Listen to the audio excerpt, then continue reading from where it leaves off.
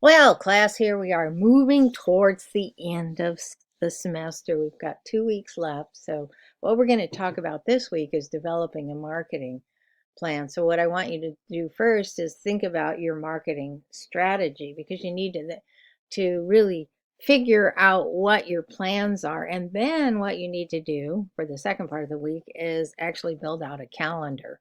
So, you can plan more carefully. You can figure out what time do I have to do this, and but you have to think about all the different things that are components of developing your content. So hang on, let me scooch this down. All right, there we go. Week 16, part A, developing your marketing strategy. So I have a lecture, Creating Your Strategy, for week 16, and then I want you to read chapter 14 in local social media.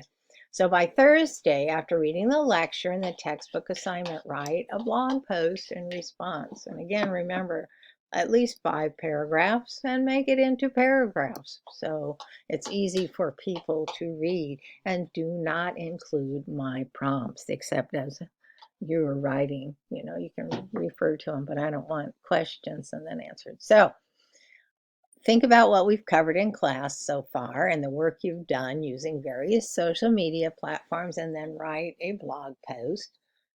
And think about this, planning your future strategy. Which social media platforms work best with the type of business you've created? Which tools from the semester would you implement in your marketing strategy? And explain why you chose these tools. You don't want to say, well, I'm going to do everything, because nobody has enough time for that unless they have a team that they're paying a lot of money to. So think about what will actually work for you. What can you do and get it done with all the other things that you have to do when you're a small business, which is an incredible. You have to wear many hats when you're a little business. So I have a lot of experience with that, so I can tell you it's very time consuming. And then think about which ones you enjoyed using the most, because when you enjoy the platform or creating content for it or sharing content, you are enthusiastic and that comes across. If you're not enjoying what you're making or what you're creating, or if you don't really care for the platform, people are going to get a feel for that too.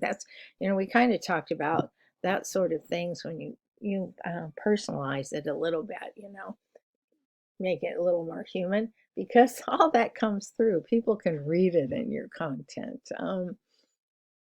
It's just, goes in with the words we choose and the way we speak. So I hope you had an opportunity to think about, all the different um, types of social platforms we tried out or ones that we just researched. And some of you have experience with several of them. And think about, well, what works well for me? What am I comfortable with? I mean, you want to stretch yourself some because you don't want to get left behind, but you also need to realize that your viewers get the feel for you and the business by how you present your content. And then really think about how much time you can spend making social or content for your social media, because as you know, it can be pretty time consuming. That's why I had you try doing a lot of things, and why writing these blogs has been good too, because you have to think about how much time, what goes into it. You got to look planning and then creating the pieces and pulling it together. It's not just oh, I think I'll post something right now. And you can do that. Maybe you have a stockpile of photos or something you can use, but a lot of times we don't. Maybe you need something special, so you need time set aside so you can create or shoot some photos that you can use, or shoot a little video, and it might take you 10 times. Sometimes when I'm making these videos for this class, something happens and I have to do it again and again and again. I try to get it done in one shot because I like it to sound like me talking to you from a classroom perspective. So it does. It all takes a lot more time than you think it might. Once you get better at it, it might be a little less time consuming, but usually it's, a lot of it you figure out the planning, and so you get a little more smooth at that. Actually, creating the content can take quite a bit of time, but you need to allow for, and then you have to go back and look at how did it go? How did that post work for you? What, so you got to look at your demographics, your data, analyze the data collected, and think about, well, this one worked well. Was this timing good? Yes, this worked well. No, this didn't. I thought it might, or I had time then, so I posted something, and wow, no one was there that was interested in my content. So that's why it's great when you can plan ahead and schedule postings and share them. Um, Figure out days that you have downtime.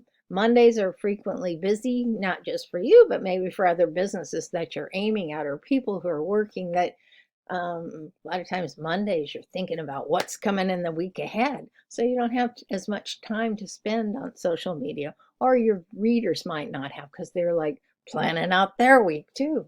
But other people are on a different schedule. They work the weekend, and so maybe Monday is kind of their midweek and they're slowing down. So you have to think about your audience. You have to think about what you're creating to present to them. You have to think about all sorts of different things. So put all those thoughts together and write this post and tell me, what, how you can do this, which things you think will work best for you for now, and then be ready again to look in the future because things change all the time. It's a fast moving pace with the social media. And I think you kind of realize that now.